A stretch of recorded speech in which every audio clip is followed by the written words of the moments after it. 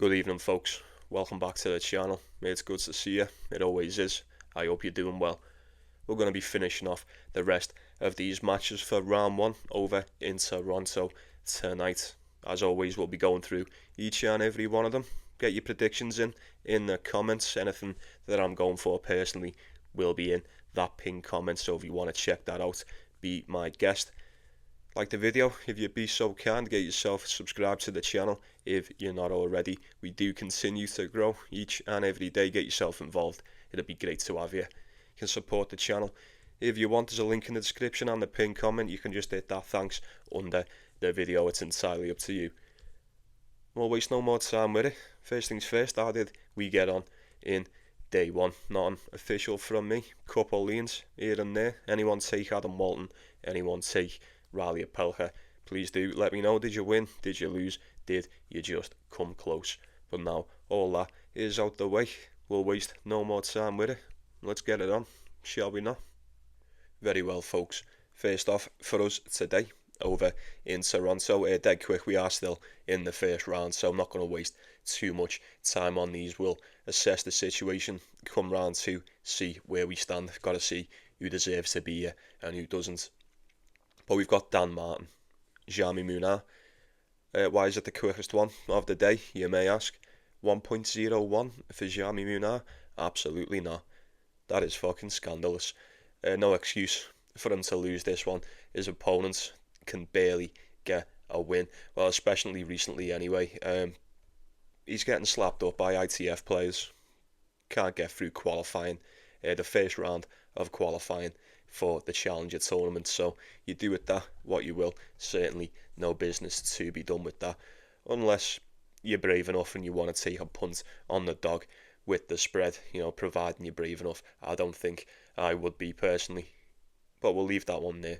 And we'll move on to Roberto Carballes Baena and Camilo Ugo Carabelli. Now, if we would have had this one last week, I'm pretty certain who we all would have went for. Ugo Carabelli most definitely snapped back in to winning ways, got himself a nice bit of form as we came back over to the clay. But now we're off it, and how is he going to react to the transition onto the hard court? I mean, he went 3-3 so far this season, not too great. But Carballes Baena 5-6, but this guy hasn't really played good, no matter where he's been. So I don't know how much weight this one holds or how much I had read into this. I mean, ultimately I suppose you're just gambling on the fitness, the gas tank of the Argentinian in this one. Semi-finals last week in Croatia, semi-finals the week before over in Busta. Tough one. There was a couple of times over in Croatia last week where he was looking a little bit worse for wear as well. I'm not so certain how he's going to hold up in this. Realistically, I mean, providing he's good to go, he should beat Carballes Baena. He's been bang out of form. Bang out of form, he is most definitely there for the taking. You're getting Ugo Carabelli around 1.8. This opened up at 1.6 for me. I wouldn't feel so safe in taking that. If he turns up and looks like absolute shit and gets beat by Carballes Baena, you'll feel sick. And you'll kind of tell yourself you'll seen it coming. So maybe just stay away from that one. Maybe just stay away, keep an eye on it.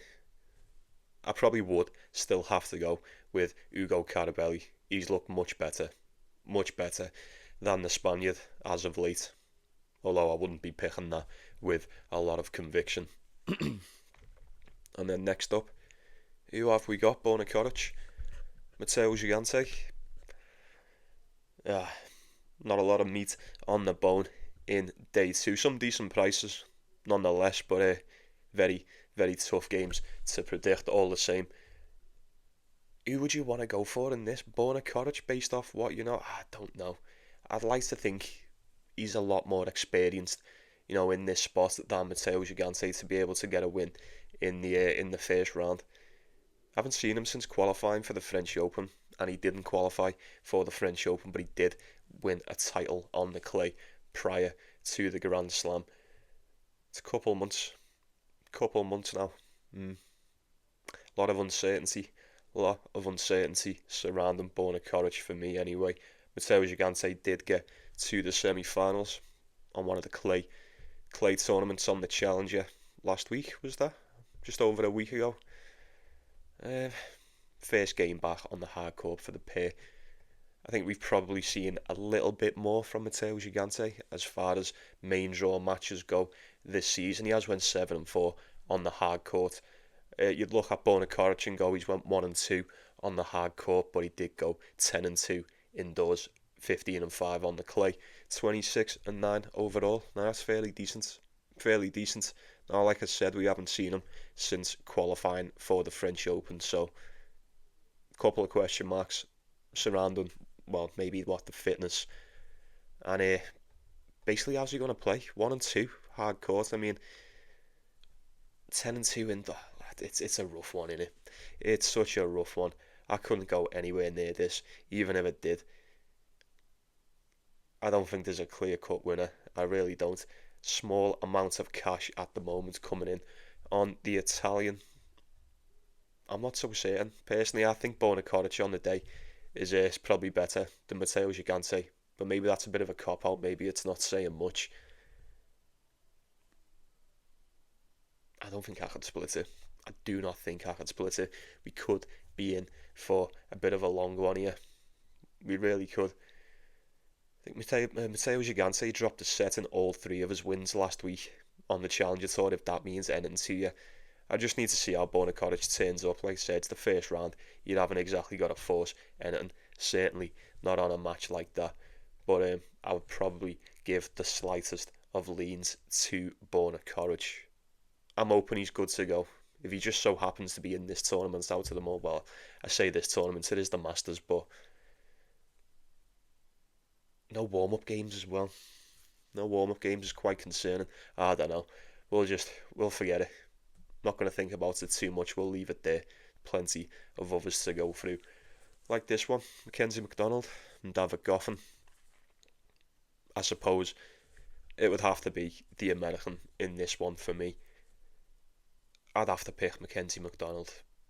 I just haven't seen anything from David Goffin so far this season. 9 wins, 17 losses in total, 5-8 on the hard court. It's not too great. Not too great at all. The thing is with David Goffin, even though he's bang out of form, far from playing his best tennis, he's still got a win or two in the bag. And it's always going to be early doors. He might win one, then lose one. Win two, lose one. It's very tough to gauge how he's going to turn up. The David Goffin that we know can turn up is more than capable of beating a Mcdonald on the day. These have played each other twice before, not since 2021. That went the way of the American. Straight sets on the hard court in the US Open. And David Goffin beat him all the way back in 2013. Yeah. Feels like a lifetime ago. Was it not 6-1? 6-1. That one finished as well, 2013. Fucking hell. But yeah, I'd still have to go with Mcdonald. 1.5 to 1.6 you can get him at. There's a bit of cash coming in on David Goffin. Mcdonald for me opened up around 1.35 to 1.4. Can you trust David Goffin to get this one done? Probably not, right? I mean, that's 3 of his last 10, dating back to Munich in April. He's just been beat by Boo in Washington, the game back onto the hard court. Did take a set off of Juan Manuel Cerundolo over in Gstaad, and he ended up getting to the final. So he's tough. There's most definitely still a player that resides within David Goffin, but I fear, well, it's not even that I fear, it's no secret that his best days are rather far behind him at this point. I'd like to think Mcdonald, given the conditions, I think he should be able to get this one done. I do think David Goffin is more than capable of turning up, and he won't make it easy for him, but Mcdonald, 1.6. I don't think I'm brave enough. It's not really someone I do a lot of business with, if I'm being honest with you, but 1.6 seems like a rather sound parlay piece to me in this one. And then next up, we've got Liam Draxl and Pablo Carreno Busta. Now, I could be wrong about this one. I don't really watch many games involving Liam Draxl, albeit because he resides primarily on the Challenger Tour. And like I said, what I was going to say, I could be wrong, but just based on what we've seen so far this season, and I'm looking at how good he's done, it's final after final after final after final after final after semi-final after final. This guy just goes on run after run after run. It appears to me that Liam Draxl is quite a class above the majority of them over on the Challenger Tour. And not only that, he's currently sitting at 115 in the world. That's a lot higher than most that what we've seen already so far for the majority of the season get into these main draw matches. Alright, he's playing at home, but even still, 115 in the world. Is it just about time for Liam Draxl to explode? Well, maybe not explode onto the tour, but this will be the first match in the main draw. I'm pretty sure of that this season. Let me just double check for you. Against Pablo Carreno Busta too. Guy's no joke. Guy is no joke. Yeah, he had qualifying for Delray Beach. Got beat by Taro Daniel. Was there any more? Qualifying for Miami. Got beat by Christopher O'Connell. And then qualifying for Houston. Yeah, that's quite worrying. Every kind of step up that he's had onto the main draw, he's had the fucking shit slapped out of him by pretty much everyone. But I don't know.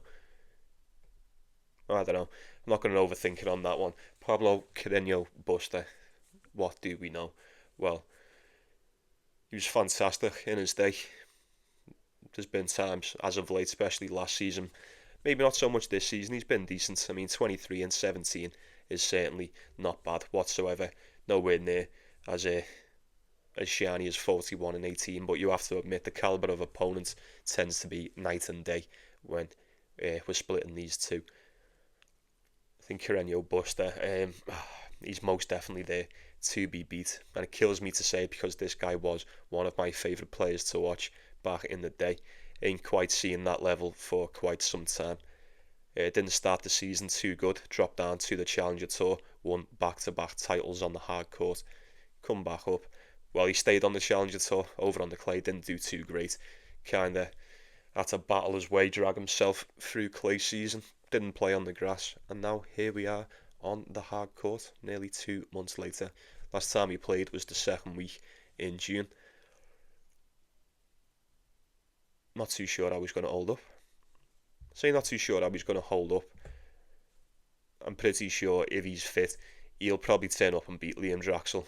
If this season's anything to go off, the last few times he's tried to step up, he hasn't even been able to qualify for a tournament like this. So I wouldn't be surprised if Carreno Busta is just a bit of a stretch for him.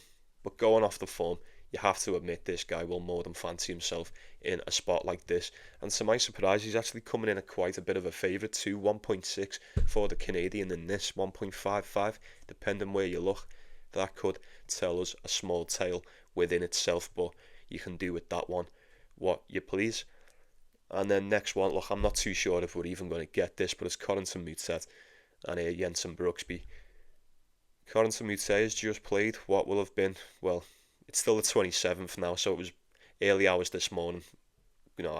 Based on the time I'm recording this, it's currently 11:30 at night over here in the UK, but wouldn't have even been like 24 hours. Well, pretty much just 24-hour turnaround from Washington to Canada. He did get to the semi-finals before he got beat by the Demon, and he's actually playing Davidovich Fokina right now as we speak. We'll see who comes out victorious in that one, But Moutet looked really good for Washington, providing, he didn't even fucking qualify for it. Smokes Alexander Muller, beats Dan Evans, ends up beating Daniel Medvedev, and then ends up running into the Demon in the semi-finals. Not a lot you can do about that. Certainly a lot more than what we all expected from the Frenchman in that one. Good shit. Jensen Brooksby, now, if these would have played each other last week, I'd have just took Moutet every single day of the week. Jensen Brooksby, I don't want to say it, but did he just kind of fluke his way through the grass season? I'm not too sure. He kind of had a decent run over in Eastbourne. I'll give him that. Got to the final against Taylor Fritz. And we ain't quite seen that since, have we? He looked alright against Griekspoor. beat again. Well, he got beat by Joao Fonseca, and then the game against Nishioka first round in Washington. It was quite a disappointment, to say the least. He ended up losing that one. I don't know. I'd like to think Moutet can win this, but you have to admit it's a very, very sharp turnaround. Extremely sharp turnaround. He opened at 1.6 to 1.7 for me, and it's now currently sitting at an even money dog. You're currently getting Jensen Brooksby around 1.75, 1.8. Yeah, it's just one of them. You're gambling on more than what you know here. It does come down to the fitness of Collins and Moutet. And like I said, he mightn't even turn up. I don't know. Like, you would not be surprised if this is just a walkover for Jensen Brooksby, or, well, would it still be in the first round? I imagine you'll get someone else pulled in to take his place, but we'll see what happens with it. Wouldn't touch it, wouldn't go anywhere near it. Like I said, if it was last week, it would have been the Frenchman all day for me. And then we've got Vic Kopriva coming up against Boo. Getting Boo around 1.45. Do I agree with that? Not entirely. I mean, I kind of expected him to be a favourite in this one, but I don't entirely agree with the price, if I'm being totally honest with you. Vic Kopriva, as we know, just splitting the two of them apart. Vic Kopriva most definitely more suited to the clay court, slower conditions. I do think these courts over in Toronto, they're not exactly the quickest of the hard courts, are they? Let's be real. But even still, Boo, much more suited to the hard surface. There is certainly no doubt about that. Although this year he's been kind of off the beat, kind of below par. Compared to what I expected anyway. 40-14 last season. He now currently sits at 5-9. Now there is still half the season left to go, but that is quite the difference. He has really, really fucking struggled on the main draw so far this season. But he is more suited to the surface.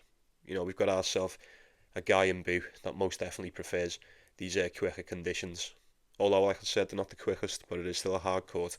Coming up against Kopriva, who most definitely prefers the clay. But he went 10-5 on the hard court this year, earlier on in the season. They were on the Challenger Tour. But even still, there's still a little bit of a hard court game there within Vic Kopriva. We'll give him that. 32-16 in total on the year, compared to 13-22 for Boo. Now look, if he brings his game, and if he's able to implement his game anyway, even though we ain't really seen that, we've barely seen it this season, but so no, I'm not even going to do it. It'd just be Vic Kopriva at the price anyway. It just would. It'd just have to be. Boo's won 2 of his last 10. 2 of his last 10. One of them was against that guy over in Mexico, that Alan Magadan. Remember him? Yeah. Won against him. Although that was pretty much a lot closer than what he would have liked to have been, providing the price. Tie-break and then 6-2. And then he's just beat David Goffin 6-4, 7-5. Close match over in Washington. Tie-break against Munar in the first, and then 6-2 in the second. That's far from consistent. It's just not enough. It's not enough. I don't really understand why he's that big of a favourite. Maybe in hindsight we'll look at this tomorrow and go, oh, Boo turned up and absolutely wiped the floor with Vic Kopriva, but Vic Kopriva's been in better form leading up to this, no doubt about it. Excuse me, fucking hell. Okay, that was on the clay. Does all of his damage on the clay. I just don't trust Boo. I'm not saying go for Vic Kopriva. I'm definitely not saying that I'm going for Vic Kopriva either, but at the price and just based on what we've seen, not even recently, just this season as a whole, I wouldn't mind him just turning up and pulling off the upset here. I wouldn't mind turning up. The Boo that we know, the 1.4 Boo, I don't think we've seen him at all this season. That's just my opinion. But you do what you want with it. You can assess the situation there at the time.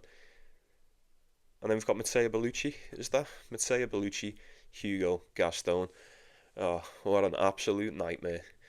What an absolute nightmare to try and predict this one. You get Bellucci around 1.5 to 1.6. It's not a bad price. It's not a bad price if we just completely ignore everything we know about these two this season. You'd probably just look at it and say Bellucci on the hard court. We know what he brings. Wouldn't mind taking a little punt on him. We know that he can play good when he plays good, but is he going to play good? He looked alright on the grass. He looked fairly decent, well, a lot better than what we've seen from him all year.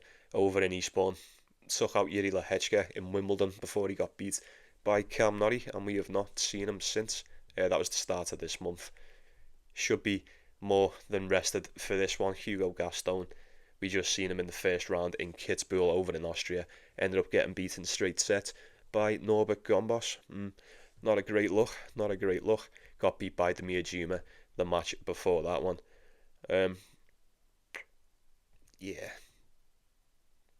This is you just haven't, you kind of reduced to picking the best of a bad bunch with these ones rather. 14 and 22 for Hugo Gaston on the season, 16 and 22 for Matteo Bellucci. He went 2 and 7 on the hard court, 6 and 3 indoors, 8 and 7 for Hugo Gaston. Do you feel fully comfortable and fully confident at a 1.55 to take Matteo Bellucci in this? Probably not. Probably not.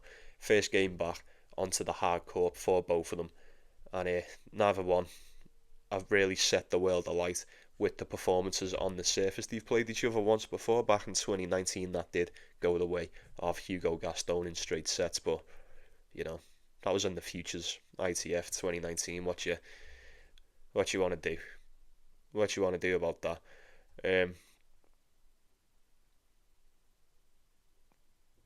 No, I'm not even doing it. I'm not even saying it. You know me. I tend to have no business. Don't do any business with Hugo Gaston, or when Hugo Gaston is involved anyway. I'd like to think Matteo Bellucci could turn up, bring that aggressive style, and just kind of stifle Hugo Gaston with it, but I'm not too sure. I need to know that Matteo Bellucci's playing good in order to know that he's going to play good. Do you know what I mean? So we'll move on to the next. Very well. Next up, we have got Ethan Quinn and Nishioka. I'm looking forward to this one. This will be decent. I would want to lean towards Ethan Quinn in this. I've been rather impressed with this guy, to say the least. Now, he did open up as a very slight dog, 2.1 to be precise, and now he is sitting around 1.8, and it's dropping and dropping and dropping. So if you're going to go, you're probably going to have to go now on the American, although I imagine you probably wished you would have got him at plus money, right? Nishioka, how much can I read into that win against Jensen Brooksby? I'm not so sure. Was that just an absolute shitter from the American? Could have been. Going off how Nishioka's been all season, I wouldn't say you were crazy to assume that. Or what if Nishioka is just slowly getting back to fitness, getting back to winning ways? Because if that just so happens to be the case, I do think Ethan Quinn may just run into a little bit of trouble today. Fortunately for the American, there's been not much to suggest that Nishioka is going to turn up and do a lot for him today. I mean, the odds are very, very close indeed. Maybe that's just going off that one win, which just stands out amongst the rest, because wins have been very hard to come by so far for Nishioka. 10 and 12, he has kind of struggled a lot with injuries, so you know, it's not too much to be said in that regard. But 6 and 5 on the hard 2 and 1 indoors. All the damage that he has done this year has come by the way of the hard court surface. Ethan Quinn, I've said it a few times this season, I'll say it again, he's kind of all terrain. I feel like his game suits no matter where he plays. He's only going to get better and better. 35 and 19 on the season, very solid indeed. I imagine you probably wouldn't mind taking a small punt on the American today, but like I said, you probably would have wished you would have got him at dog money. I would lean towards him. I'm looking forward to watching it. Kind of expecting him to win. May have a little sprinkle on Ethan Quinn to get that one done. Like I say, kind of betting against the fitness and the form of Nishioka in that one, but it's entirely up to you. And then we've got Fabian Marozsan, Hugo Delien. It would have to be Fabian Marozsan. It would just have to be 1.12. There's certainly no business to be done at that price. Absolutely not. This is one of the situations, one of the exceptions, if you will, where even though we've got a really big dog and a really big spread, I probably couldn't advise you to take it in this one. Hugo Delien just can't play on the hard court. He just can't. And it's not impersonal. It's just a fucking fact. He just can't. He's been playing since 2007. And he's won 11 and 29. 11 wins and 29 losses since 2007. That's your answer right there. 5-4-7, 2-8-9 on the clay. Now, if we were on the clay, completely different story. But we're not. So for now, it could only be Fabian Marozsan. But like I said, at that price, 1.12, that's scandalous prices. That absolutely scandalous prices. But I'm fully expecting him to get that one done, no doubt. And then next up, got Alexander Vukic and Pedro Martinez. Who's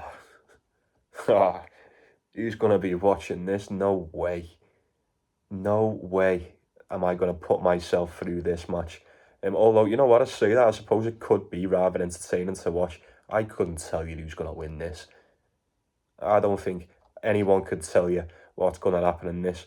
Alexander Vukic at 1.35. You have got to be fucking kidding me.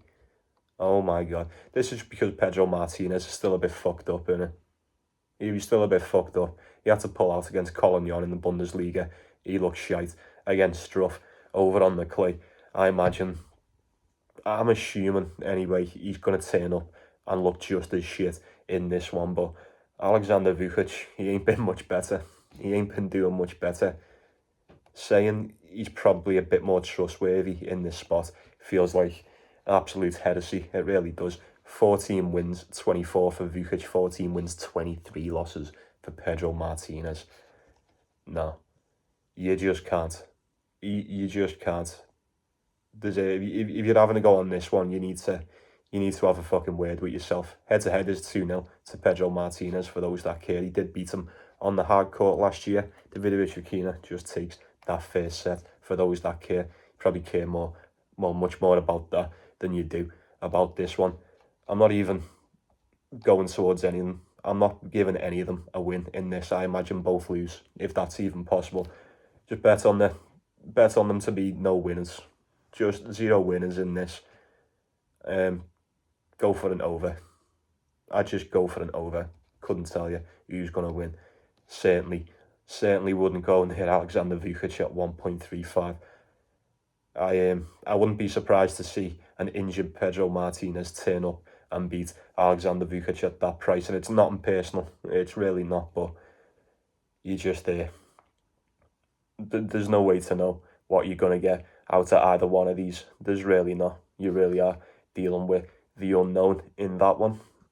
And then there's a couple more. There's a few that I'm gonna leave towards the end because there's no odds for them, but we will touch on them really quick. I'm a little bit lost at the moment because I did have an order to play. I've hit refresh and then it's actually set it into time slots, so it's all flipped around, but it will be time stamped. It's a good job in it. But I'm just trying to find out where it was. So all the ones I've went through have all been switched to like right at the end. Okay. Because you have Fonseca and Tristan Schoolkate. Is it just me?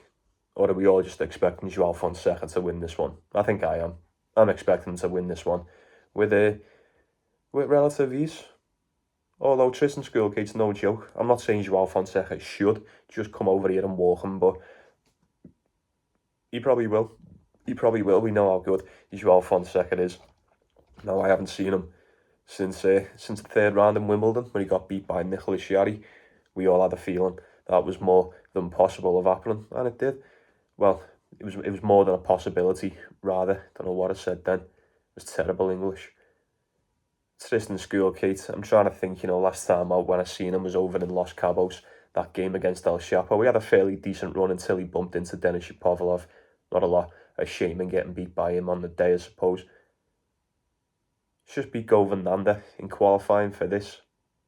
He is, to say he's a bit more acclimated to the hard court at the moment than Joao Fonseca. I suppose you could say that. We haven't seen him since the grass campaign yet to play on the hard court, although I highly doubt that'll matter in this one. 1.3 for Joao Fonseca. It's a little bit steep.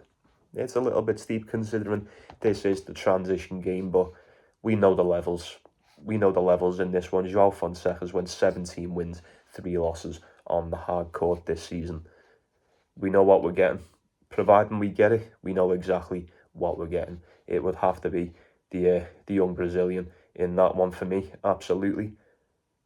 And then we've got 2 more with odds, and then the rest we shall sweep up towards the end. So, just deciding which one to go through first. I don't suppose it matters. We'll go with Marcus Giron, Adrian Mannarino.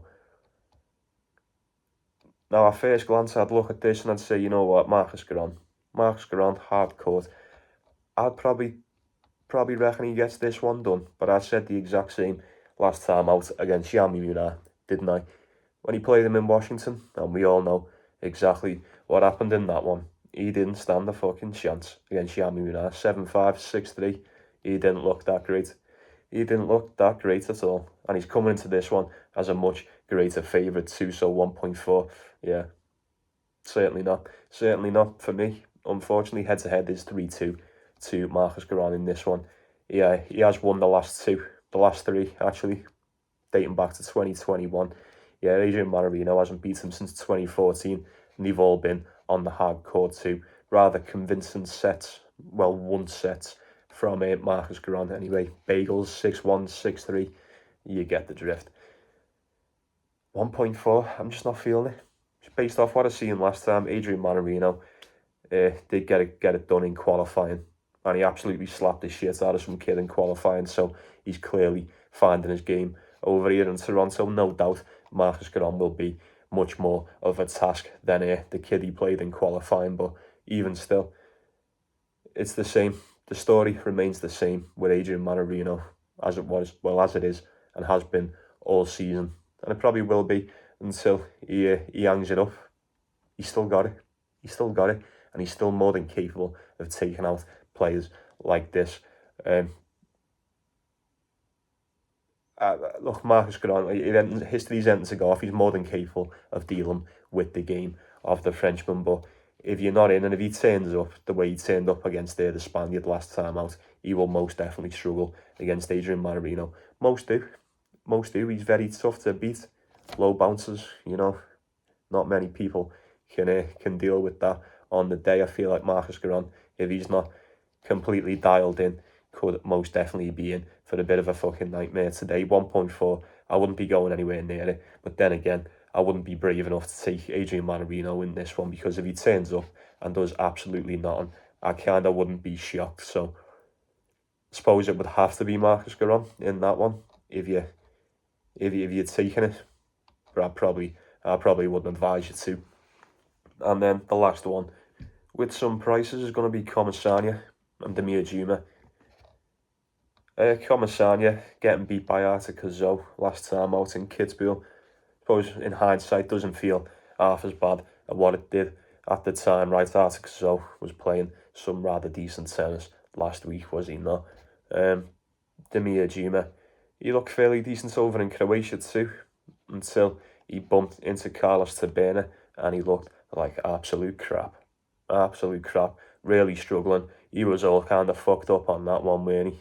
I'm not too sure how fit he's going to be to take on Francisco Comesana. Like I say, as far as fitness goes, I probably would have to side with the Argentinian in this, even though he didn't look too great against Artikazo. Yeah, to say he managed to hold up, you know, it's probably not that fair to say, but you know what I mean, he didn't look nowhere near as bad as what Demir Dzumhur was reduced to at the end of that one. He could barely win anything. 6-2 and then 6-1. Yeah, that was quite the anticlimax for that match. I thought we were going to be in for a rather long one indeed, but Demir Dzumhur had other plans. Like I said, how's he going to hold up coming into this very sharp turnaround indeed? Be 3 days by the time they play. I'm not too sure. Comesana would have had an extra 2 days rest. You know, on top of that, like I say, that game against Baena looked very taxing. I don't know what he done to himself in that, but he didn't look great. And especially with such a short gap of rest, very quick turnaround, I could not trust him to come into this one at full fitness. He opened up here around 1.9, split right down the middle. It's currently sitting at 2.5 again. Comesana at 1.55, 1.6. Quite a lot of cash coming in on the Argentine at the moment, and I kind of understand it. I kind of expected it, I really do. So, just a couple more. I said there's no odds for these ones, so just for tonight, you will have to let me know what these are when they drop, if you'd be so kind. Christopher O'Connell and Singh, no idea. Head to head is 2-1 to Singh. Like I say, if anyone's got anything for that one, please do get on me in the comments. And then we've got Tristan Boyer, Alexander Kovacevic. I would imagine I'd be saying something along the lines of I'd be going with Alexander Kovacevic every single day of the week in that one, providing the price was right. But I'm expecting Kovacevic to be quite a large favourite in that one, if I'm being honest with you. And then there's one more. I'm pretty sure there's one more that is trying to evade me. Where are you? No, I don't even think this one will happen. It's saying Alexander Blocks, Luciano Darderi. But I would be very, very surprised if this one happens. And just as a bit refresh, it's disappeared. So this one must be a walkover. Oh well. Don't worry about it then. Don't worry about it. I was going to say Darderi's probably fucked after winning them back-to-back titles anyway. So even though he probably should have been beating someone like Alexander Blocks, he wouldn't have went anywhere near it anyway. Alright then, folks. That is going to do us for tonight. We'll wrap this shit up. I appreciate you watching the show. I appreciate your time. You know that I do. Very grateful for each and every one of you. Like and subscribe before you go, providing you're not already, obviously. And I'll be saying good night to you. You take it easy, yeah? You take care of yourselves. You take care of one another. It's the most important thing, is it not?